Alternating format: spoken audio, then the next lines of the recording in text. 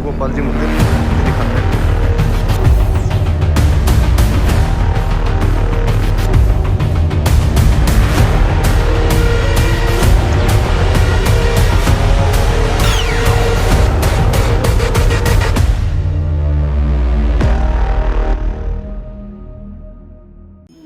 तो कैसे हो मित्रों, राधे राधे सभी को। तो पिछले व्लॉग में हमने यहाँ वृंदावन में होली का पूर्णतः आनंद लिया। वृंदावन और ब्रज क्षेत्र में होली 1 या 2 दिन का नहीं बल्कि लगभग 40 दिनों तक चलने वाला उत्सव माना जाता है। इसका कारण केवल परंपरा नहीं बल्कि श्री कृष्ण की लीलाओं, धार्मिक मान्यताओं और विभिन्न मंदिर उत्सवों से जुड़ा है। ब्रज में होली की शुरुआत बसंत पंचमी से मानी जाती है। मान्यता है कि श्री कृष्ण ने ब्रज क्षेत्र में राधा और गोपियों के साथ कई दिनों तक रंग रास और होली की लीलाएं की थी। इसी परंपरा को जीवित रखने के लिए आज भी ब्रज में होली को लंबे समय तक उत्सव के रूप में मनाया जाता है। राधा रमण जी में होली खेलने के बाद हम गए निधिवन। आ गए भाई हम वृंदा, यहाँ पे निधिवन में आ चुके हैं। यहाँ से रास्ता रहेगा। निधिवन को वह स्थान माना जाता है जहां आज भी रात में राधा कृष्ण की दिव्य लीला होती है। इस कारण सूर्यास्त के बाद इस क्षेत्र को खाली कर दिया जाता है और किसी को भी भीतर रहने की अनुमति नहीं होती। निधिवन में छोटे छोटे मुड़े तुड़े वृक्षों के कुंज हैं जिन्हें सामान्य पेड़ों से अलग माना जाता है। मान्यता है कि ये वृक्ष वास्तव में राधा रानी की सखियों के रूप में हैं जो रात में रास लीला में भाग लेती हैं।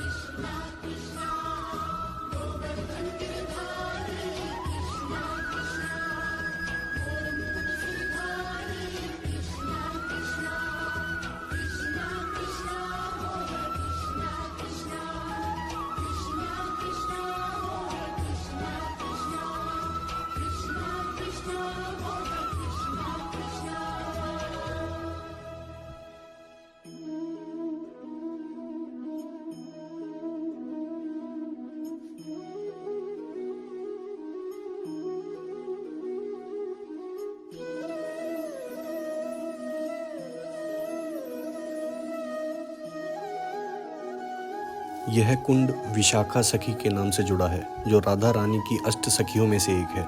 मान्यता है कि रास लीला के समय सखियां यहाँ जल क्रीड़ा करती थी। श्रद्धालु इसे अत्यंत पवित्र स्थान मानकर दर्शन करते हैं।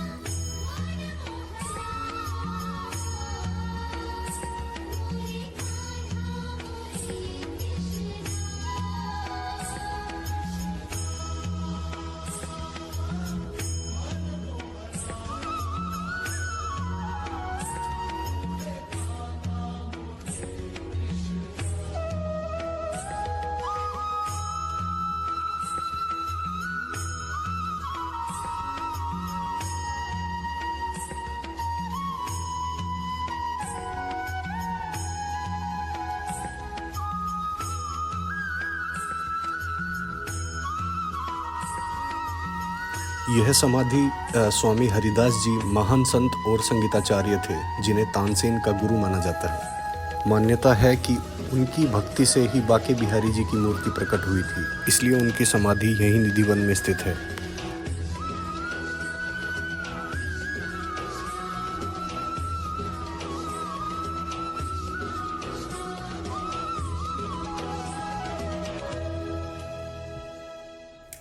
और ये है रंग महल, निधिवन का सबसे महत्वपूर्ण स्थान माना जाता है। मान्यता है कि यहीं पर राधा कृष्ण रात में विश्राम करते हैं। यहाँ प्रतिदिन शाम को सजाया हुआ बिस्तर, पान, जल और प्रसाद रखा जाता है। सुबह दरवाजा खोलने पर बिस्तर बिखरा हुआ और प्रसाद कम मिलता है, जिसे भक्त दिव्य लीला का संकेत मानते हैं।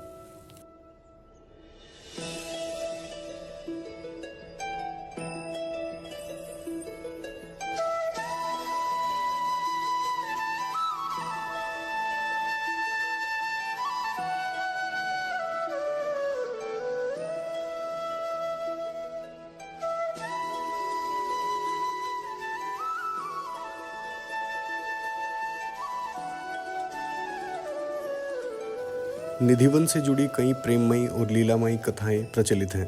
उनमें से एक प्रसिद्ध कथा है राधा रानी द्वारा श्री कृष्ण की बंसी या बांसुरी चुराने की, जिसे भक्त अत्यंत प्रेम और रस की दृष्टि से सुनते हैं। एक दिन निधिवन में रास और क्रीड़ा के समय राधा रानी ने प्रेम पूर्वक श्री कृष्ण की बंसी छिपा दी। जब कृष्ण ने बंसी ढूंढी तो उन्हें पता चला कि यह राधा रानी की लीला है। कृष्ण ने राधा से बंसी लौटाने का अनुरोध किया। राधा रानी ने प्रेम से कहा कि जब तक कृष्ण उन्हें मनाएंगे नहीं तब तक बंसी नहीं मिलेगी। तब श्री कृष्ण ने राधा को मनाया और उनकी स्तुति की और प्रेम पूर्वक उनसे अपनी बंसी वापस ली। यह पूरी घटना मान, प्रेम और राधा कृष्ण के मधुर संबंध का प्रतीक मानी जाती है।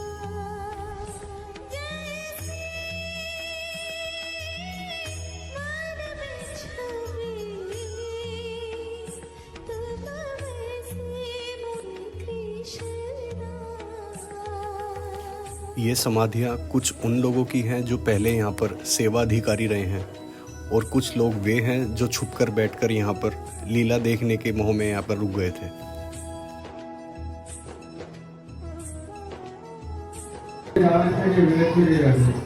भैया ये बता रहे हैं कि ये चीज़ जिस पे है ना, जिसके ऊपर ऐसी समाधि के ऊपर जिसके पे है, वो तो पहले सेवा अधिकारी रहे हैं यहाँ पे मंदिर में। और जो ये नॉर्मल वाला है, ये इस तरीके के, ये हो गया ये वाला, ये वो लोग हैं जो यहाँ पे चुप के बैठ गए थे कृष्ण जी और गोपियों का रासलीला देखने के लिए, और वो या तो वो अंधे हो गए या फिर वो मर गए या फिर वे बुद्धिहीन हो गए, उन्हें कुछ समझ ही नहीं आया कहाँ पे है क्या नहीं है।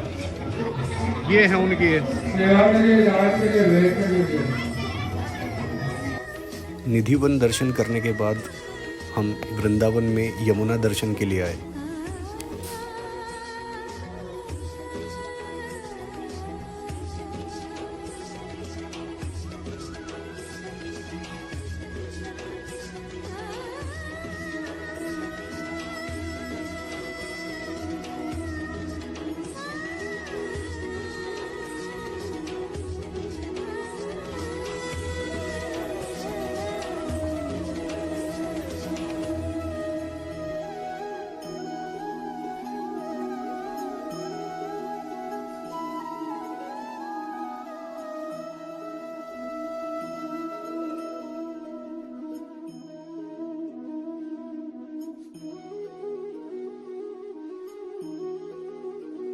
यमुना दर्शन करने के बाद शाम को हम आए प्रेम मंदिर दर्शन करने।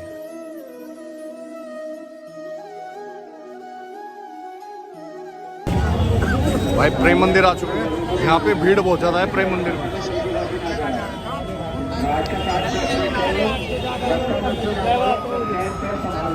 अंदर जाके दर्शन कराते हैं आपको। प्रेम मंदिर वृंदावन का एक भव्य और आधुनिक मंदिर है जो राधा कृष्ण और सीताराम के दिव्य प्रेम को समर्पित है।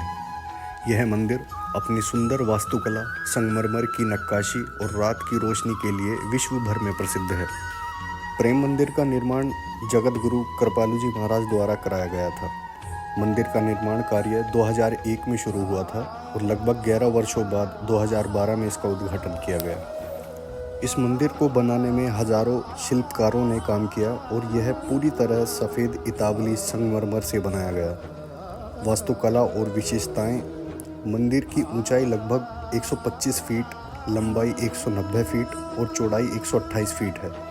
इसकी दीवारों पर राधा कृष्ण की लीलाओं की सुंदर नक्काशी की गई है, जैसे गोवर्धन धारण, कालियानाग कमर्दन, रासलीला। मंदिर परिसर में संगीतमय फव्वारे, म्यूजिकल फाउंटेन शो और रंगीन रोशनी शाम को विशेष आकर्षण बनते हैं।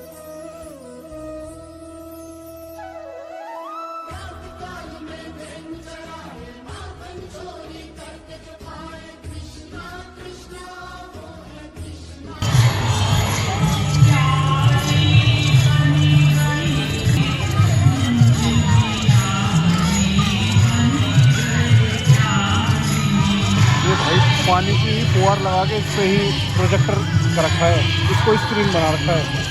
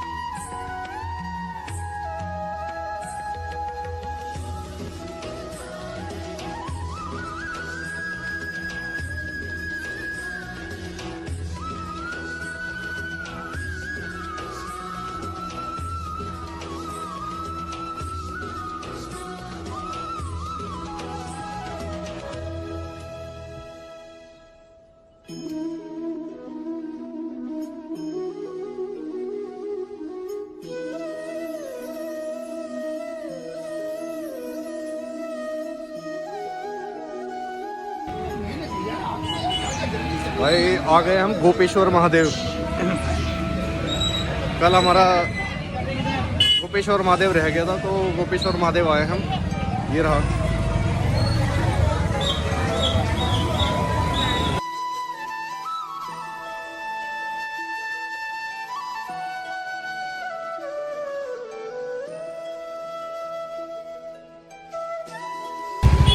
भाई गोपेश्वर महादेव तो चले गए थे हम, अंदर कैमरा अलाउ नहीं था तो इसलिए वीडियो नहीं बना पाए। और ये है लड्डू गोपाल जी मंदिर।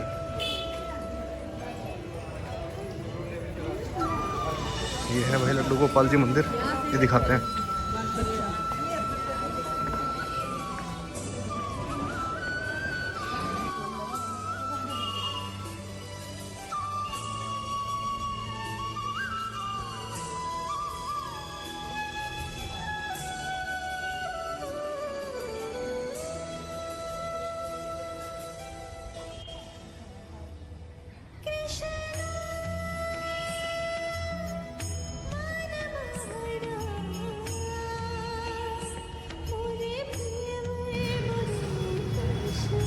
मतलब हाथ से देख, पंजे से अंदाजा लगा कितना कितना बड़ा, कितने वो ताला है।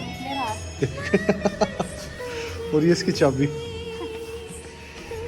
भैया कितना पुराना हो गया मंदिर? 450 साल।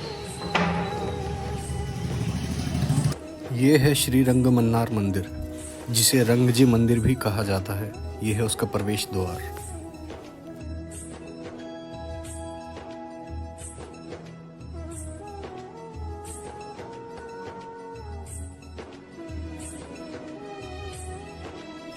वृंदावन के सबसे बड़े और प्रसिद्ध मंदिरों में से एक है ये मंदिर।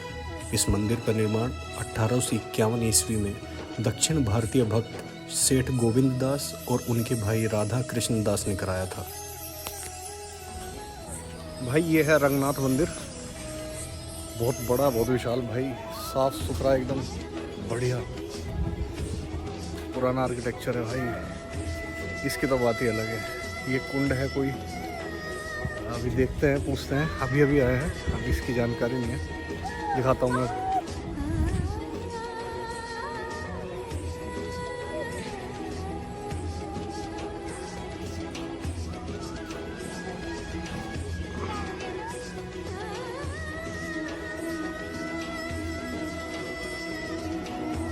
ये है भाई मंदिर का निर्माण दक्षिण भारतीय श्री वैष्णव परंपरा के आचार्यों के मार्गदर्शन में हुआ। यह मंदिर भगवान विष्णु के शयन रूप रंगनाथ या रंगमन्नार को समर्पित है। इस मंदिर के माध्यम से दक्षिण भारत की श्री वैष्णव परंपरा और संस्कृति वृंदावन में स्थापित हुई। और इस मंदिर को सोने के खंभे वाला मंदिर भी कहा जाता है। और ऐसा क्यों कहते हैं, चलिए दिखाते हैं आपको। मंदिर के आंगन में लगा है 50 से 60 फीट ऊंचा स्वर्ण ध्वज स्तंभ, जो कि अंदर से चंदन की लकड़ी का ढांचा और बाहर से सोने की परत से बना है।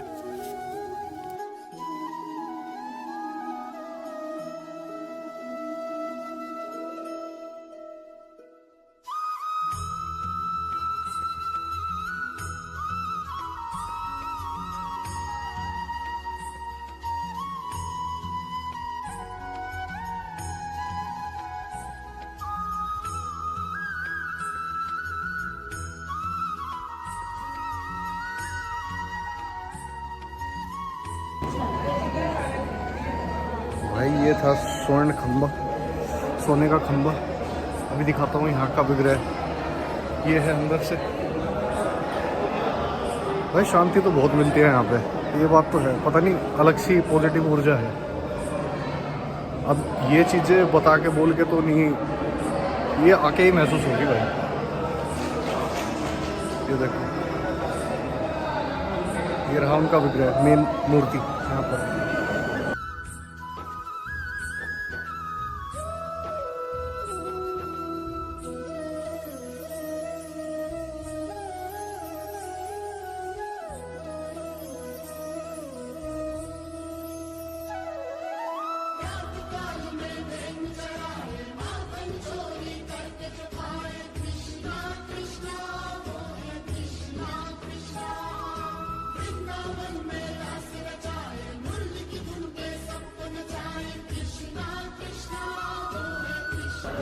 दर्शन हो गए वह बढ़िया। बोलते हैं कि यहाँ पे अब भी साउथ की तरीके से ही किया जाता है, साउथ का ये आर्किटेक्चर लग रहा है। और जो यहाँ के प्रीस्ट हैं, जो पुजारी हैं, जो मेन पुजारी हैं, वो भी साउथ इंडियन ही हैं। मेरे ख्याल से कोई साउथ से थे जिन्होंने यहाँ पे मंदिर स्थापित किया था, तो उसी तरीके से परंपरा चली आ रही है और उसी तरीके से पूजा पाठ और इसका सारा आर्किटेक्चर वगैरह ये सब चीज़ें उसी के हिसाब से है। पीछे भी यहाँ पे ये मंदिर दिख रहा है, पता नहीं कहाँ से होगा। एक यहाँ पे ये भी है, शायद पीछे से जाना होगा। एक यहाँ से ये भी है और एक वाइट वाला ये भी है। देखते हैं, अभी दूसरी साइड से जाके देखते हैं, दिखाता हूँ। इसी मंदिर में श्री राम, सीता जी और लक्ष्मण जी का भी विग्रह स्थापित है।